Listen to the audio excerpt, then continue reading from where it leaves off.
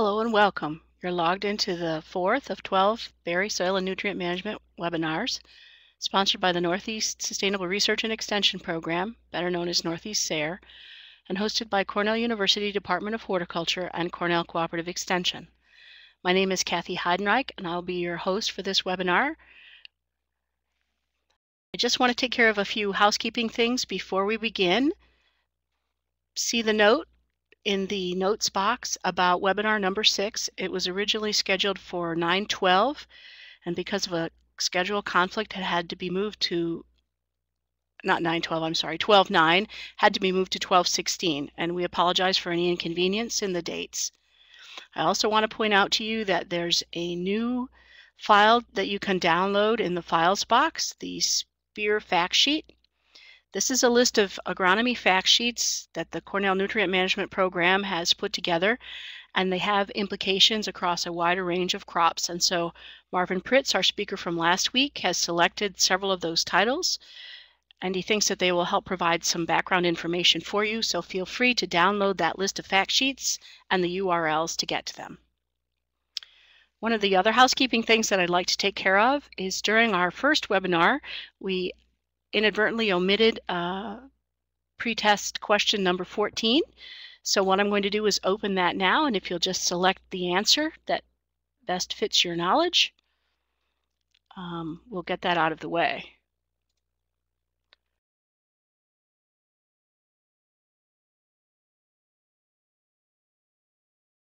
Okay, the poll is open. Please register your response.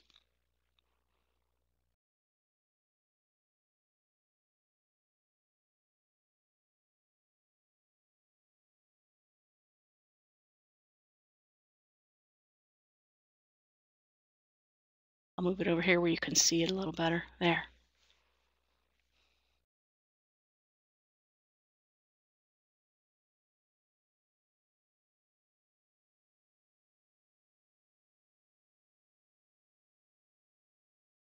We'll wait a couple more seconds. People are still signing in to give them a chance to participate in the poll.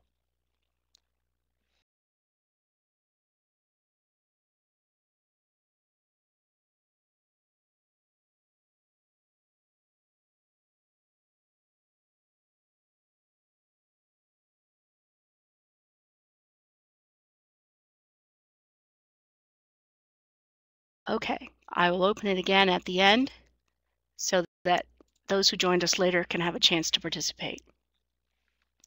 I just want to remind you, during the presentation, if you have comments or questions, feel free to put them into the chat box, and Eric Hansen, our speaker, will be watching that while he's speaking and will address them. You can also participate by using the little signals at the top. You see the man with his hand raised on the top menu bar. There's lots of options for you to make some sort of a comment there. Feel free to use those as we go along. As always, there are links in the box on the bottom left. The first is for Northeast SARE. The second is for the webinar archives. Each webinar is recorded and posted on Monday of the following week so that you can review it, or if you missed it, so that you'll be able to hear it. All right, then, we're ready to shift to the presentation.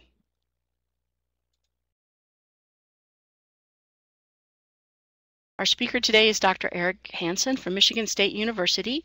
He grew up in Connecticut and earned his bachelor's degree from Hansen College, his MS from the University of Maine studying low-bush blueberries, and his PhD at Oregon State University working in orchard nutrition. He's now professor and extension specialist in the Department of Horticulture at MSU. His primary responsibility is to provide production information to berry crop producers. He also does research on a variety of production topics, including fertilization, weed management, high tunnel berry production, growth regulator use, and organic production challenges for blueberries and raspberries. His teaching includes classes on plant mineral nutrition and berry crop production. Welcome, Eric. Yeah, thank you, Kathy, and hi, everyone. I am excited about this because we have quite a bit of time to cover a topic in a fair amount of detail. So thanks, Kathy and Marvin, for putting on this, organizing this webinar series. So today we'll be talking about means of correcting soil nutritional problems for berries, and today we'll just emphasize pre-plant considerations and things you should be concerned about prior to planting.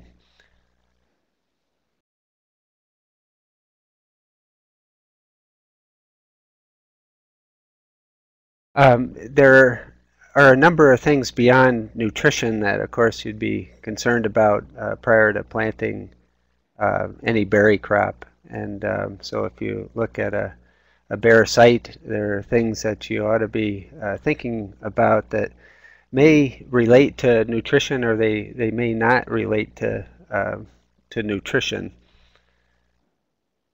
Some things that come to my mind are first to have a good appreciation of how texture varies across a site. So your site may contain one or more soil types.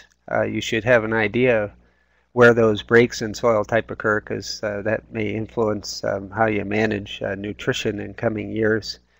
You might consider the history of management on the site. Had it been used for farming for a long time? Do you think it would benefit from some cover cropping or manure or compost additions that would build up organic matter in the soil? Are there wet spots? This does relate to nutrition to some degree because it interacts with fertility, but if there are poorly drained areas, you might consider also where tile drainage and or surface ditching may help to get rid of excessive water.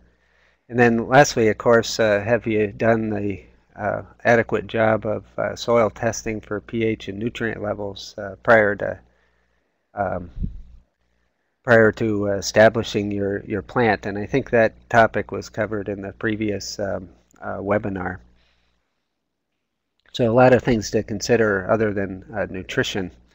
I think previously webinars covered topics of soil analyses, and wanted to reiterate, I guess, that there are a number of private and university labs that you could choose from to do soil analyses. And my opinion is you should pick one and stick with it.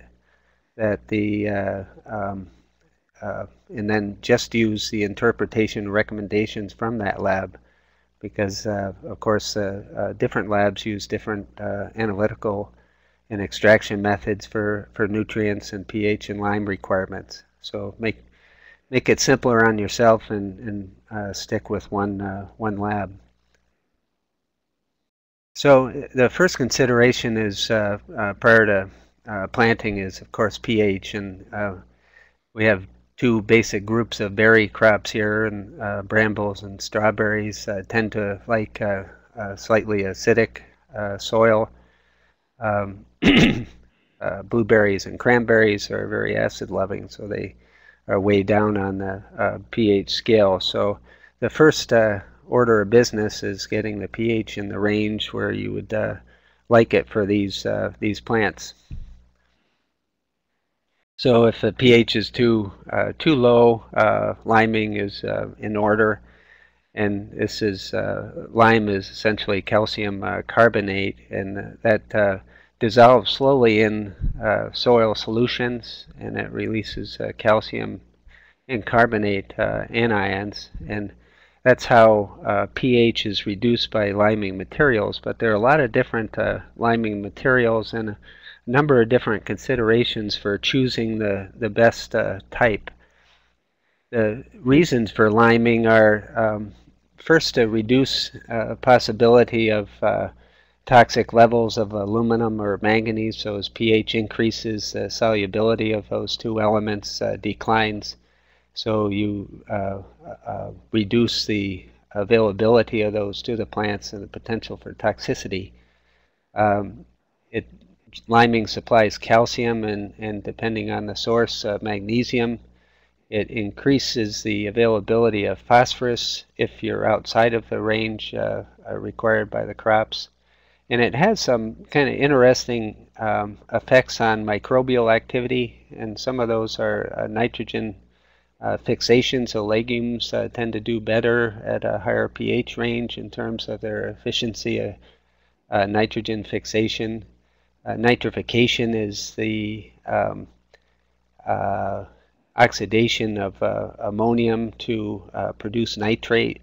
The microbes that are responsible for that also prefer a higher pH, so liming tends to speed up that process. And of course, organic matter decomposition and nitrogen mineralization from organic matter tend to be promoted by more neutral pH ranges. So how do you choose a lime source? Well, a number of different considerations here. First, the neutralizing value, so how effective it is in increasing pH. The reaction rate, and this is essentially dictated by the size of the lime particles. The need for magnesium, and then of course the cost of the material, how easy it is to apply, and then the availability in your location. So let's start with the neutralizing value of lime materials, and these are all measured relative to that of pure calcium carbonate. So that's how they're all compared. So that's given a neutralizing value of 100. The dolomitic lime can be a little lower or a little higher than pure calcium carbonate. Calcitic lime or high cal lime tends to be a little bit lower than pure calcium carbonate because it has some impurities.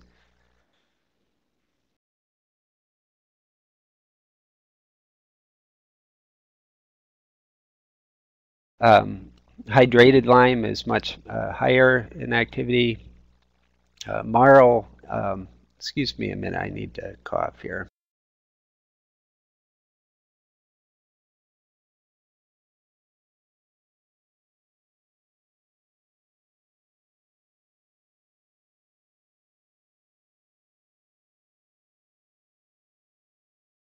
Sorry about that.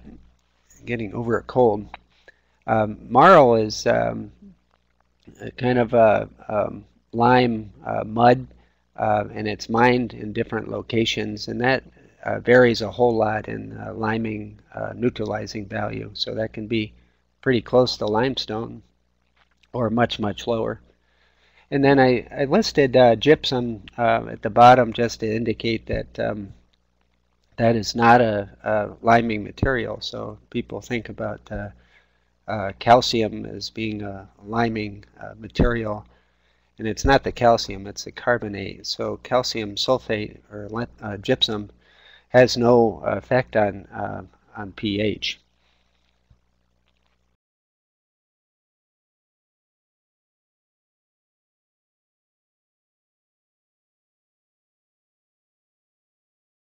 And then the other consideration then is the speed of reaction, and this is pretty much dictated by the particle size and how that influences the surface area of lime materials.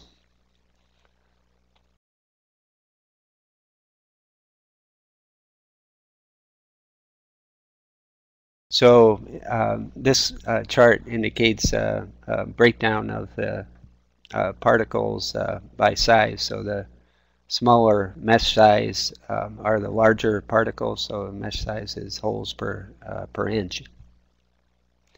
And then the vertical axis is the percentage of the material reacting in 3 years. So you can see material that's larger than mesh size of 20, for the most part, reacts fairly well within a year or two of application to soils. Stuff between mesh size 8 and 20 reacts very slowly, so less than half of it's reacted within 3 years. And then material that's very big, 0 to 8 mesh size, is almost inert in soil. So when you think about the value of a lime material, if it contains a lot of 8 to 20 mesh size particles, that stuff's pretty much worthless from a quick acting standpoint in soils. So the smaller the mesh size, or the smaller the particles, the quicker these things are going to react in the soil.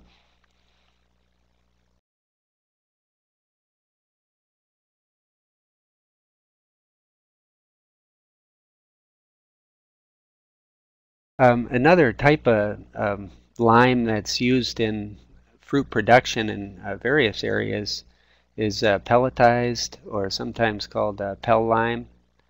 And this material is actually a very fine mesh material, up to 100 mesh, and it can be either calcitic, a high cal lime, or dolomitic lime. And it's formulated into small pellets using binders. So the pellets are fairly big, but it's important to realize that the actual limestone in it is very fine. So pell lime generally reacts about as quickly and neutralizes the very same amount of acidity as ag lime with the same neutralizing value. And there's some question about,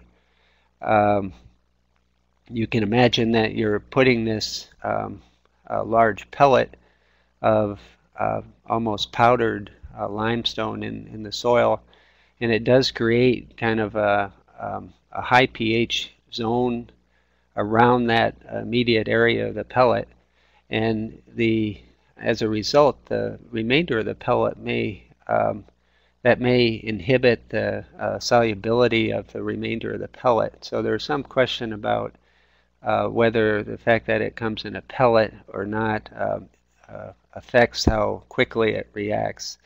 And I don't have a good answer for you on that. But generally, I would think of pell lime as acting about the same as far as the neutralizing value of regular ag lime. The reason to consider this is because it's pelletized, you can spread it through any fertilizer spreader, and it's easy to handle. You know that a lot of lime materials are dusty, and you can actually lose some during the application to the wind, and that wouldn't be the case with a pelleted material. Of course, you need to pay for all that convenience, so these pelleted materials are much more expensive than regular ag lime.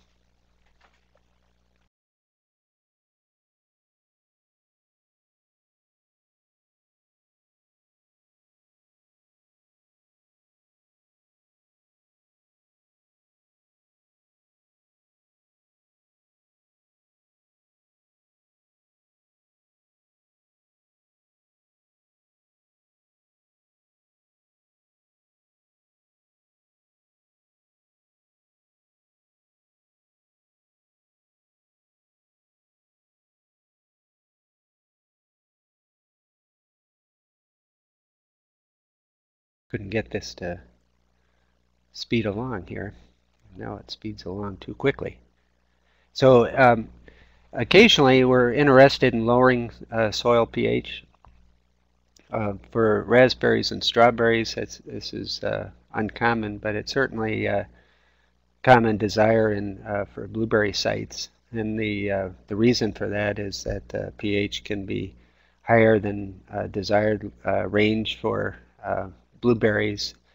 And under Michigan conditions, if we get a pH above 5.5 or so, we start seeing this iron chlorosis that you see in the pictures here. So we want to avoid that by planting blueberries in a soil with a proper pH. And there are a number of materials that will reduce soil pH, but sulfur is the best one to use. Sulfur is elemental sulfur, and depending on the brand, this can come as prills, it can come as chips, or even powdered. And these materials range from 90 to 95% sulfur, so if recommendation is for 500 pounds per acre, you'd want to increase that by 5 to 10% on account of the lower than 100% content of sulfur. The prills are, of course, easiest to use. They're low in dust. They're easy to spread with a fertilizer spreader. Chipped sulfur is kind of intermediate. It tends to come with a lot of different chip sizes, and it's also with quite a bit of um, dust in the material. And of course, powdered is difficult to use altogether, although I sometimes recommend powdered sulfur to acidify the soil around a couple of blueberry bushes in somebody's backyard because they can buy a small quantity of it. Iron sulfate is a salt. This also reduces soil pH. It reacts quickly in soils, but it's very expensive because it's about 1/6 as potent as sulfur for reducing soil pH, so you have to use a lot of it. And as a result, there may be a potential for salt stress if you're using a lot of this material immediately before applying or before planting blueberries. The aluminum sulfate is pretty much the same as iron sulfate. It acts quite quickly, but requires high rates, and because it contains aluminum, there's a potential for accumulating toxic levels of aluminum, so that's not generally recommended either. So sulfur is the best choice. Sometimes people think about using acidifying nitrogen fertilizers to reduce soil pH, and I wanted to talk about that a little bit. So ammonium sulfate is a very acidic nitrogen fertilizer. It helps to maintain soil pH low, but it shouldn't be used to reduce soil pH initially. And the reason is that if you're applying enough of that to reduce pH, you'll apply a huge amount of nitrogen that's not needed and may be damaging. So, for example, 1 pound of sulfur provides about the same acidity as 2.8 pounds of ammonium sulfate. So if you had a recommendation for 500 pounds of sulfur, this would be equivalent to an application of 1,400 pounds of ammonium sulfate, and that would deliver almost 300 pounds of nitrogen. So it's not something you'd want to put on prior to planting blueberries, for example. It certainly wouldn't be efficient and probably wouldn't be very cost effective either.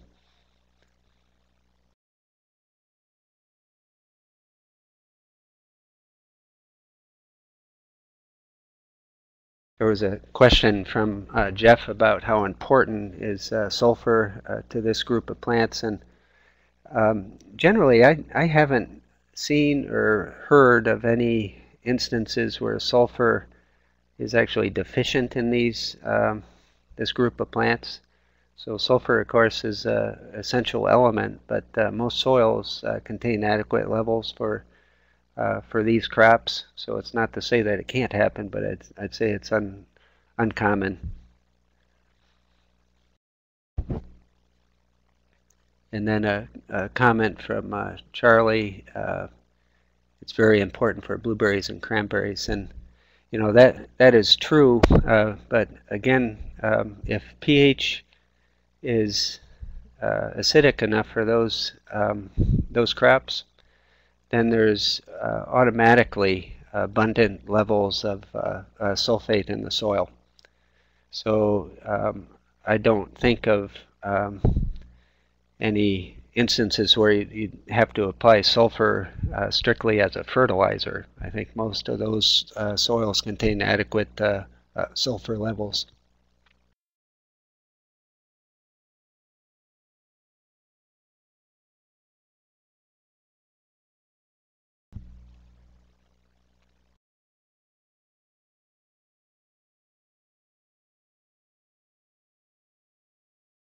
And Jeff has another question: with less sulfur and rainwater, could we start seeing sulfur deficiency on coarse soils. I think certainly possible, but no instances of that I'm aware of. I think it's related to that is the switch away from sulfur as a fungicide. So there are a number of those materials that had been applied routinely for different reasons, and perhaps the needs will change over time.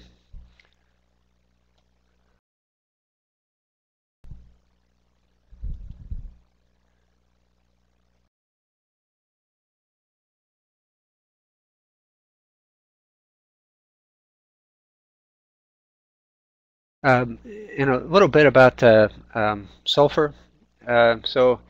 This material is oxidized by a specific group of bacteria in the soil. So it is a biological process, and it works very well when the soils are moist and warm and well aerated.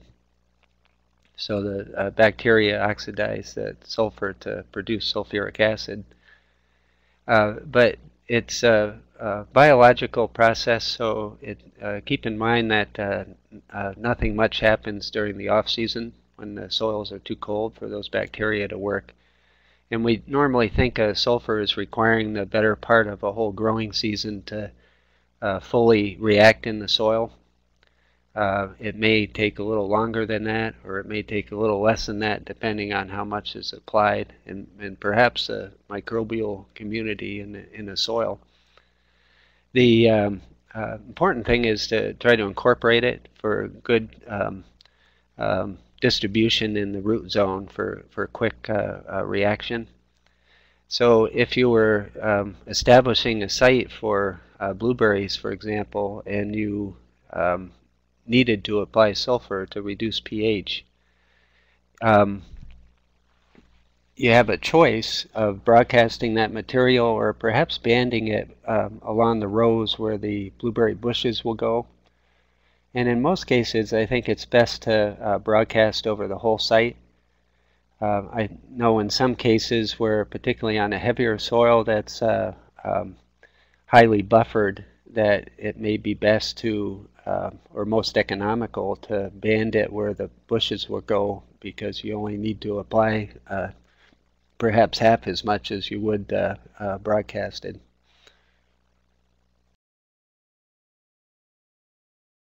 And Kathy, I can't seem to advance things real well. I don't know if it's my computer.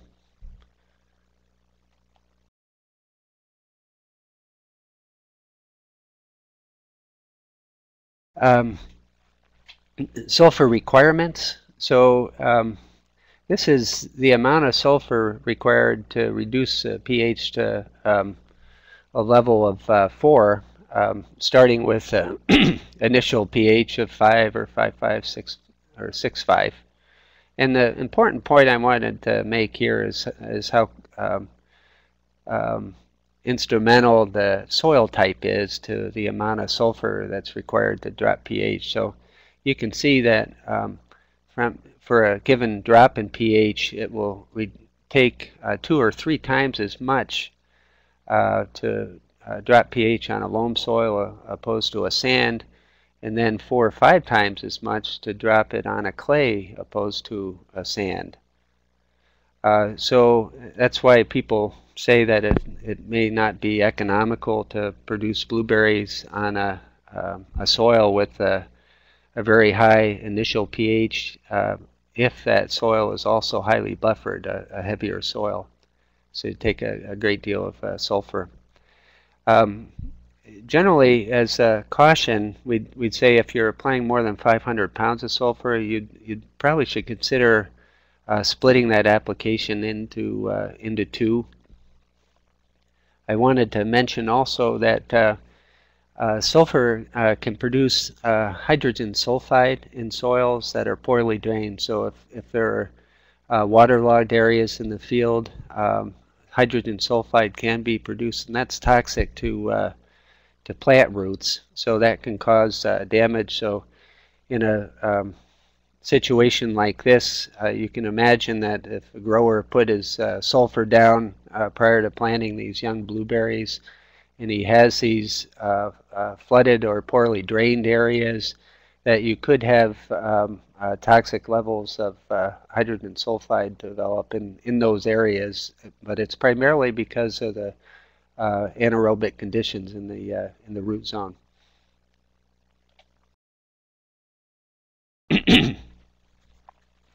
Let's see, pre-plant phosphorus use. So the recommendation here would be to incorporate prior to planting at rates indicated by soil test results.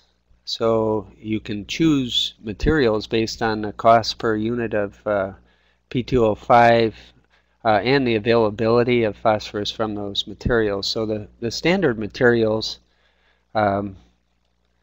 superphosphate and concentrated superphosphate, are nearly all available, meaning they're all almost 100% soluble. So the choice between those, of course, would be based on the cost per unit of P2O5. I mentioned rock phosphate here because this is the mineral that these other phosphate fertilizers are manufactured from. And it's fairly high in phosphorus, but very low in soluble phosphorus. I think it may have some utility in organic settings, but also in blueberry settings where you want a slow release of phosphorus over time. So in high pH soils, rock phosphate would be non-effective because the solubility goes down as pH goes up. But in acidic soils, this might be a nice material to supply a gradual release of phosphorus over time, as long as the pH is low.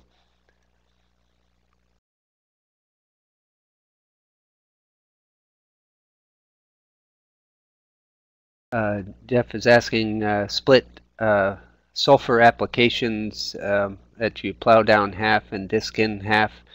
That would be fine. Typically, I think more about perhaps applying half in one season and then half in the spring prior to planting, so that you have part of that reacting in the soil at different time intervals.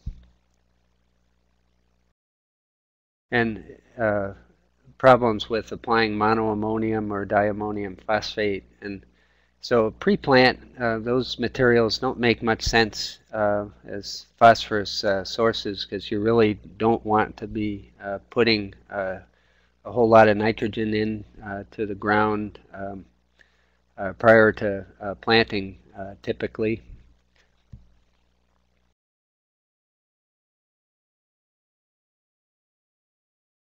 And I would say that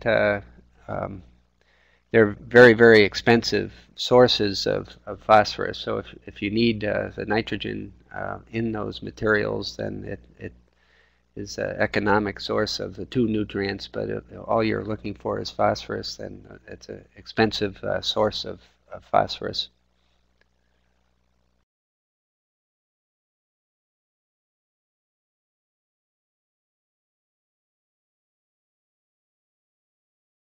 Eric, are you still having problems advancing? Yeah, hasn't happened before, so I was wondering if it had something to do with the website. I can advance from here if you just tell me when. Oh, okay. Thank you. And then pre-plant potassium. So again, you'd be incorporating this prior to planting at rates based on the soil test results. So the materials of choice would be dependent on the cost, again, per unit of nutrients, so per unit of K2O, the need for other nutrients, and the potential hazard from chloride.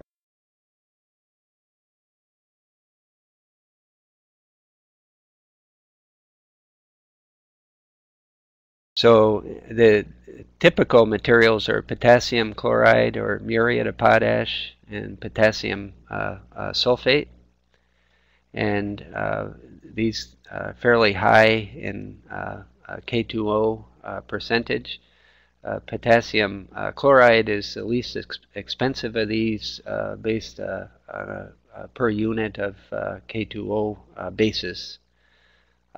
Potassium sulfate is a little bit more expensive, and potassium magnesium sulfate would be quite high cost source of potassium. So the other consideration then is what other nutrients would you need. So if soil tests indicate that magnesium is low, then this potassium magnesium sulfate or Sopomag may be a good choice economically. And then the potential hazard of from chlorine, I wanted to mention a little bit. So, you usually have a choice between SOP or the sulfate and the muriate or the potassium chloride. And the muriate is nearly always quite a bit cheaper. Of course, it contains chloride, so there is a potential for causing damage to plants because of that. So my feeling on use of this is that if you're using relatively low levels, 100 pound rates, maybe up to 200 pound rates of potassium, that chloride is probably safe on most of these crops.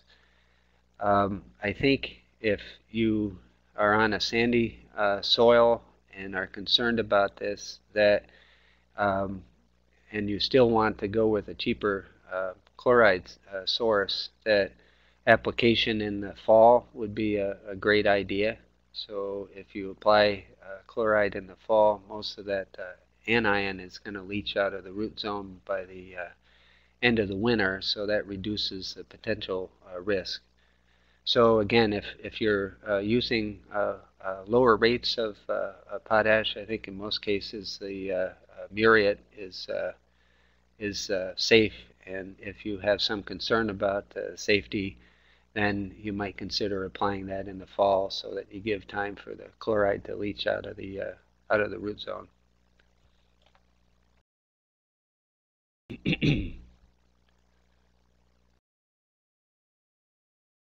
Could you advance that, Kathy? Thank you. Preplant magnesium and calcium. So again, incorporate prior to planting based on soil test results. And here the choice of materials would be based on the cost per unit of nutrient, again, the need for a pH adjustment, and then the need for other nutrients. So the cheapest source of calcium and magnesium would be the limestones. Calcitic lime is normally greater than 30% calcium and quite low in magnesium. Dolomitic lime is lower in calcium and higher in magnesium, but the actual ratios vary depending on the source. So those would be the good choices if you're trying to increase pH. If you need magnesium but you don't want to increase pH, then magnesium sulfate would be a good choice. If you needed calcium but you did not want to increase pH, then calcium sulfate would be a good choice. And of course, potassium magnesium sulfate, Sopomag, provides both of those nutrients.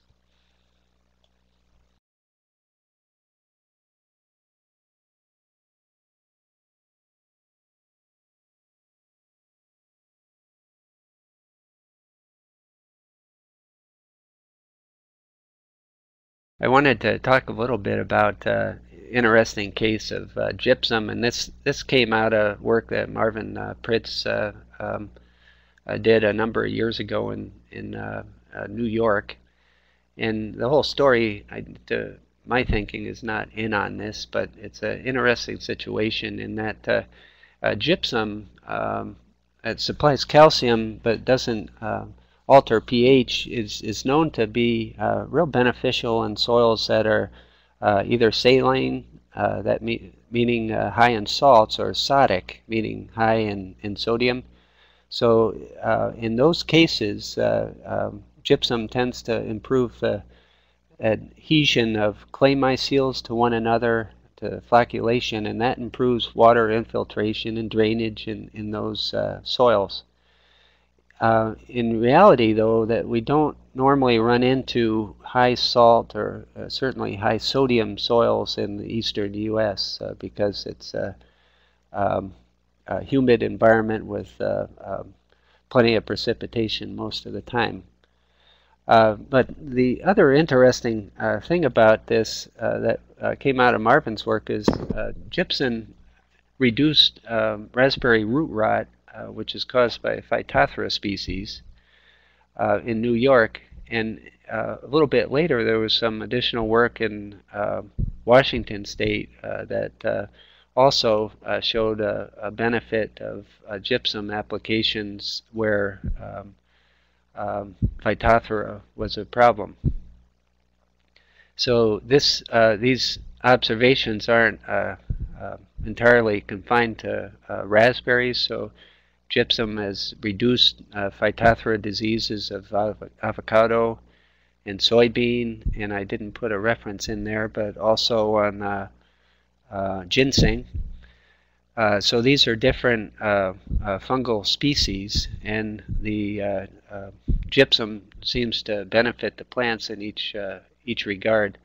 And the interesting thing about it is that the effect of gypsum doesn't seem to be on soil water drainage or physical characteristics. It seems to be a fairly specific effect of high calcium concentrations that inhibit the reproductive growth of the fungi and also inhibit the growth of the fungi within the plant tissues.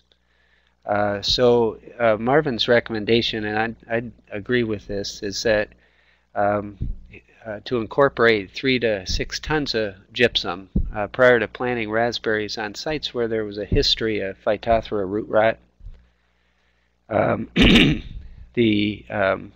I guess additional question would be how about sites without a history of Phytophthora root rot? And then also, what about red steel of strawberries, which is also a Phytophthora problem? And I couldn't find any literature on that, but certainly there's a potential for affecting any Phytophthora species by enhancing free calcium concentrations in soils. Could you advance that, Kathy?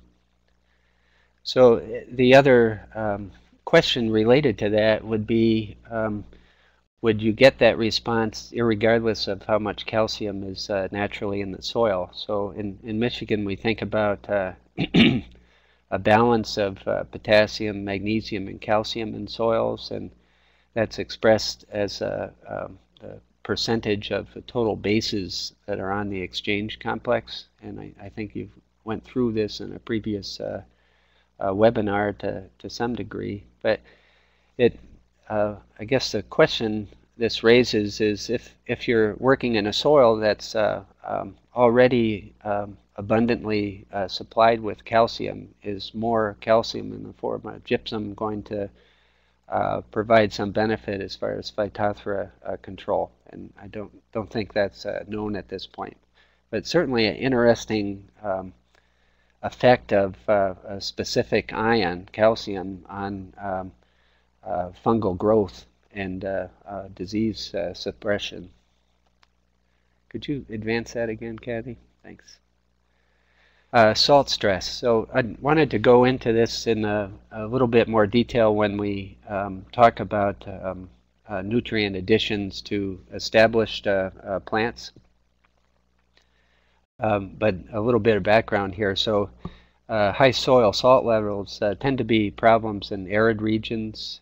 So they're much less of an issue for us in the eastern U.S. because precipitation tends to leach soil salts out of the topsoil horizons.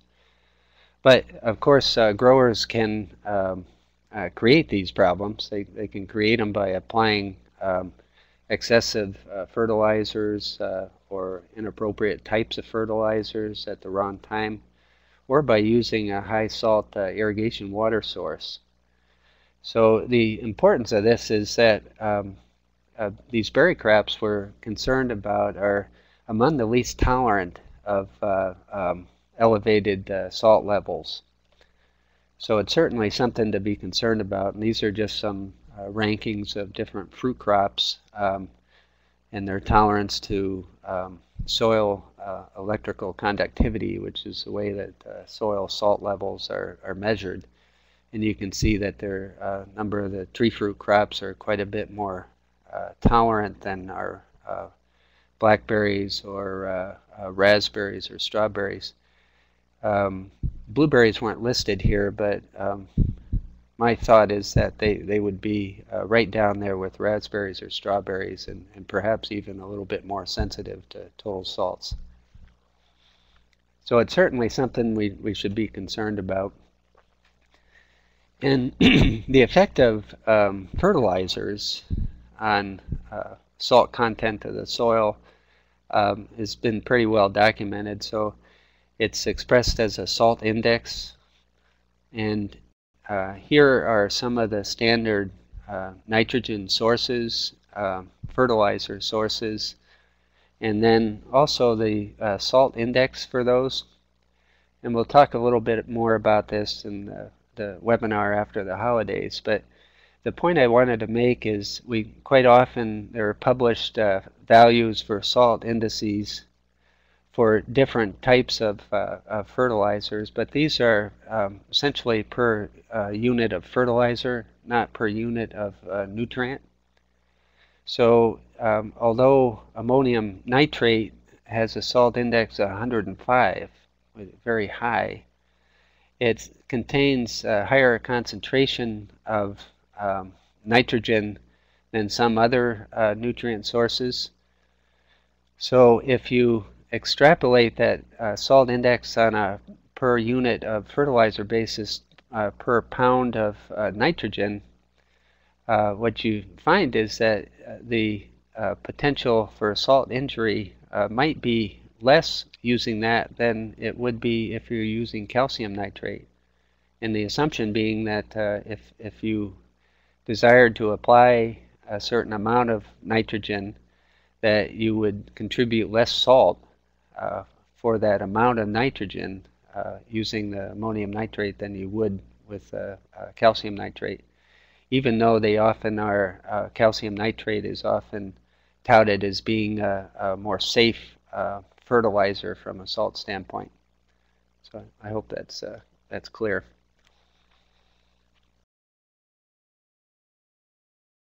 Would you advance me? Oh, there we go. And there are salt indices for phosphorus and potassium fertilizers too, and those are here. And for the most part, phosphorus fertilizers are relatively low in salt indices, except for the ammoniated phosphates. Potassium sources, chloride is more has a higher risk of salt injury. Could you advance that again, Kathy?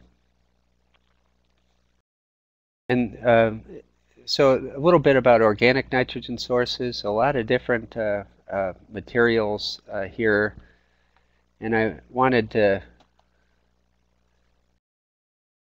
point out just some of the higher nitrogen content organic sources would be dried blood and fish meal and nitrate of soda.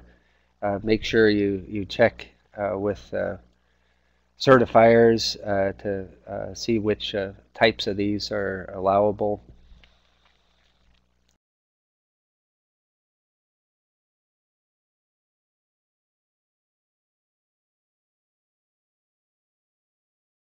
Phosphorus, bone meal, fish meal are good sources, and then kelp and wood ash would be good sources of potash. A little bit about pre-plant manure and compost additions and when those would be beneficial.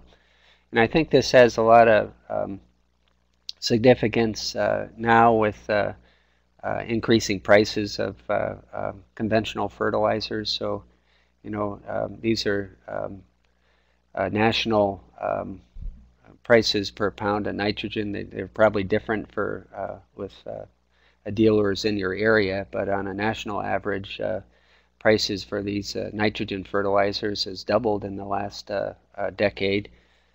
I would guess that they're not going to go down from that. And these are similar prices nationally for a couple of sources of phosphate. They've more than doubled in the last decade, and then prices for potassium chloride, which is also more than doubled. So it is useful to think about this because it kind of changes the pricing structure of these materials relative to what you get in compost and manure sources. So whether it's a manure or compost, if you calculate cost per unit of nutrient, some of these are getting very close to cost of conventional nutrient sources. So, of course, organic matter has a number of benefits, and it's going to be most beneficial on sandy soils or those that have been heavily farmed for a number of years where organic additions were not put back into the soil. All of these materials should be analyzed first before applying them so that you avoid problems with excessive total salts, excessive phosphorus, nitrogen tie-up or excessive availability of nitrogen, and then some elemental toxicities. You can apply and incorporate raw manure. It's probably best in the fall before spring planting. Avoid using any manure or compost which has relatively high salt levels. So again, that's measured as electrical conductivity, and generally if the level is above 10 decisiemens per meter, that indicates a potential problem. You could apply materials with moderate salt levels in the fall. So again, if they're applied in the fall, much of the salt exposure would be leached out of the root zone by the spring when you're planting. So you'd reduce the potential. And of course, manure types vary enormously in nutrient content. And these values are given in pounds per ton of manure.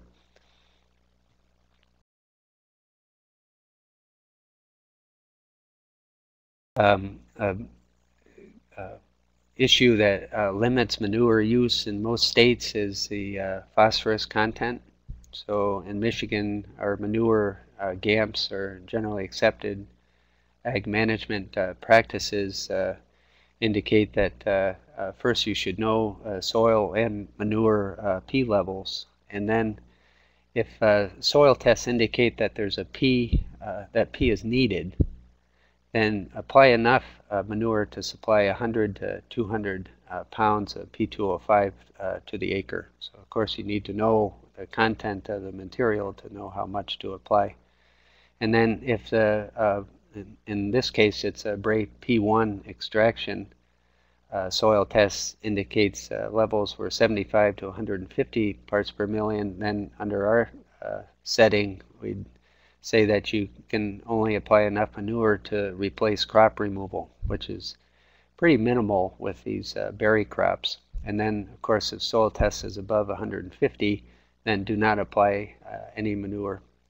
So whether or not you can apply manure is dictated by the phosphorus content of that manure, but also the salt content and the potential for doing harm to the berries. And I found these data, which were the range in um, parameters of 20 compost samples from Massachusetts farms, and it was back in 1996. But the things I wanted you to look at here were first the range in soluble salt content. So we felt above 10 is problematic, and there was some that was almost twice that. And then secondly, the carbon to nitrogen ratio. So that varied a great deal, and that has consequences horticulturally too. John Birnbaum at Michigan State University has done a similar survey of commercial compost products from Michigan, and the top graph here is carbon to nitrogen ratios, and you can see that they vary a great deal from under 10 to 1 to up to over 25 to 1. The saturated media extract is the electrical conductivity or the salt content, and again you can see that some of these are very very low and safe. There are a couple of them that were somewhat high, and one that was disturbingly high. So it's the take-home message is be sure you know the characteristics of these materials before you use them. And the significance of a carbon to nitrogen ratio is primarily on nitrogen availability. So here's a list of organic materials that you might consider putting into soil before planting berries. Sawdust has a carbon to nitrogen ratio of 500 to 1. It's hugely deficient in nitrogen. Bark is a little better. Straw, 80 to 1, is still very low in nitrogen. Compost, as you saw, varies quite a bit, but it might be 25 to 1. Grass clippings, 20 to 1. Chicken manure down to 6 to 1. So we think about these and on a stability level. So soils and stable composts are in that 25 to 30 to 1 range. And for the most part, materials in that range aren't going to either supply nitrogen, available nitrogen, or extract available nitrogen from the soil. If you apply materials that are increasingly lower carbon-nitrogen ratio, so higher nitrogen levels, you are increasing the available nitrogen in the soil. And if you apply materials that are increasingly low in nitrogen, you tend to reduce the available nitrogen in the soil. So these bark and sawdust tend to, as they decompose, the microbes that do that work are more competitive than plant roots for available nitrogen, and it becomes increasingly difficult for plants to extract nitrogen from those soils. The picture on the bottom is a blueberry planting in Michigan. There are several of the progressive growers in Michigan are using wood chips, incorporating those in the row before they plant blueberries. They recognize that they need to increase nitrogen rates if they do that to accommodate the breakdown of those chips. But the interesting thing, and the reason I wanted to mention that, is that they seem to get growth responses even on soils that are pretty high in organic matter.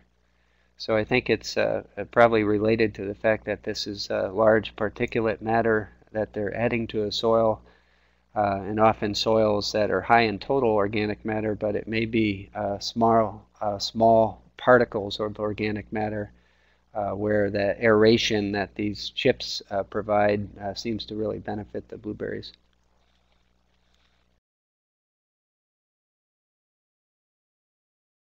Kathy is asking what would the desired carbon to nitrogen ratio be for berry crops. You know, and I think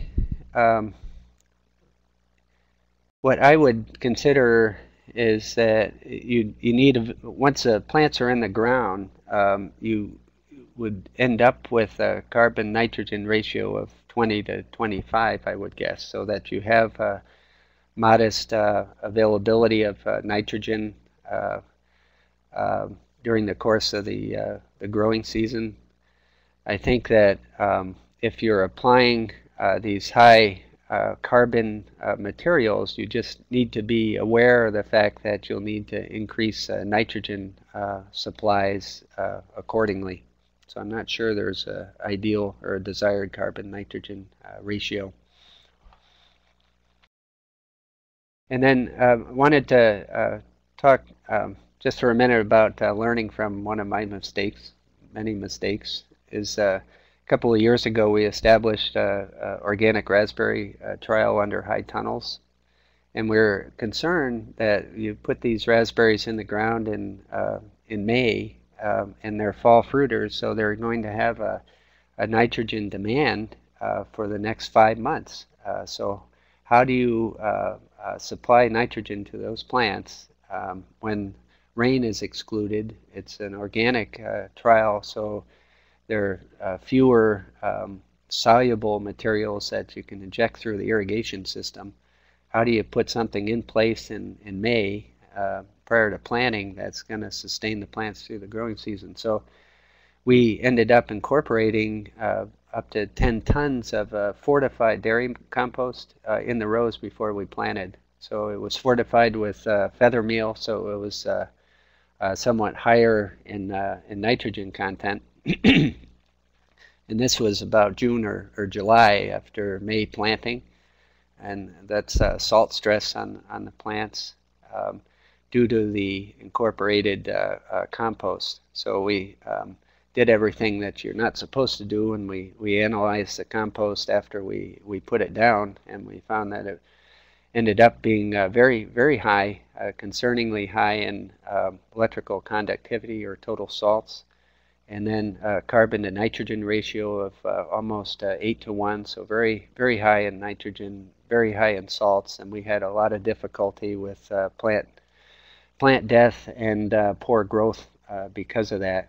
I think it would have been less of a problem if it weren't under high tunnels where we're excluding precipitation that would have leached some of this material out of the root zone.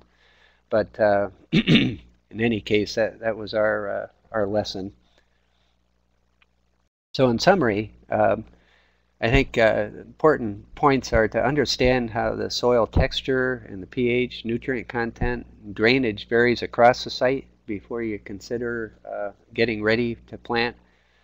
Understand the properties of all these amendments and fertilizers before you make applications with them. So understand what salt content, nutrient content, and various aspects of these things before you use them.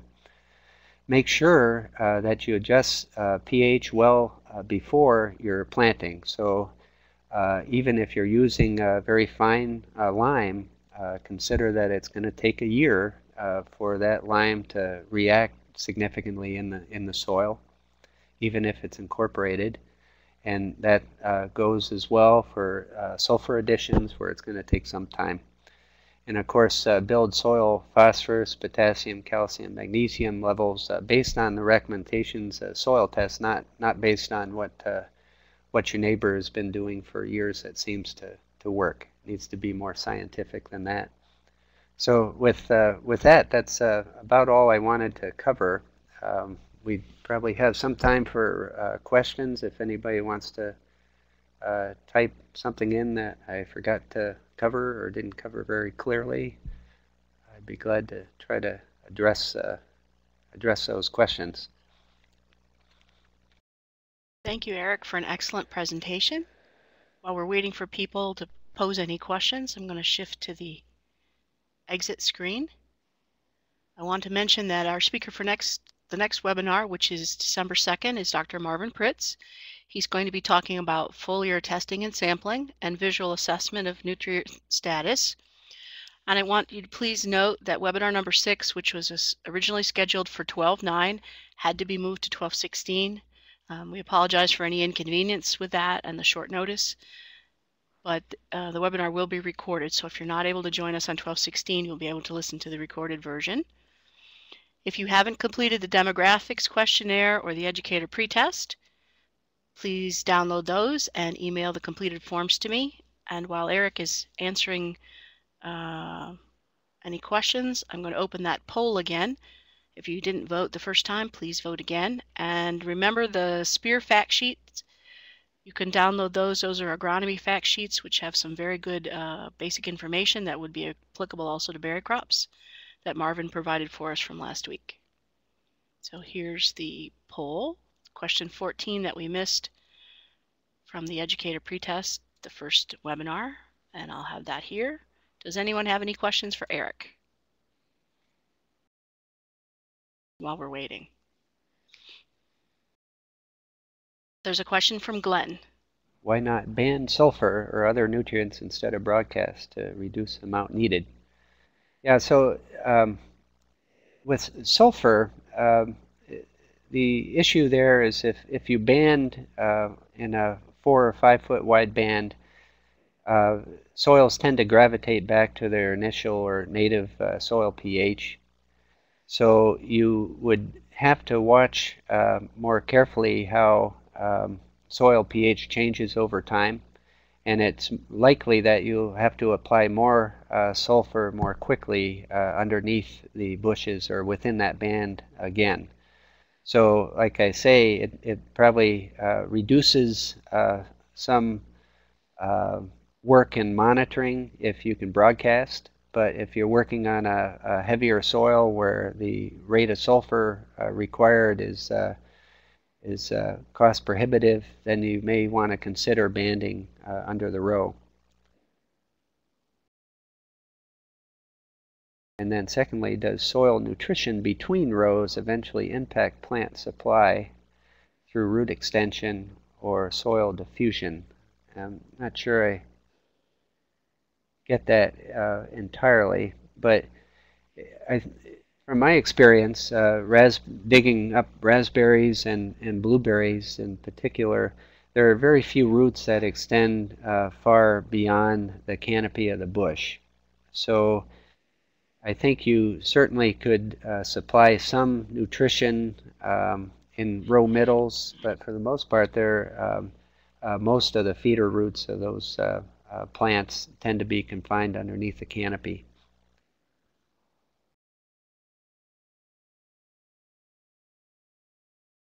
Well, thank you again, Eric, for sharing this very informative presentation with us.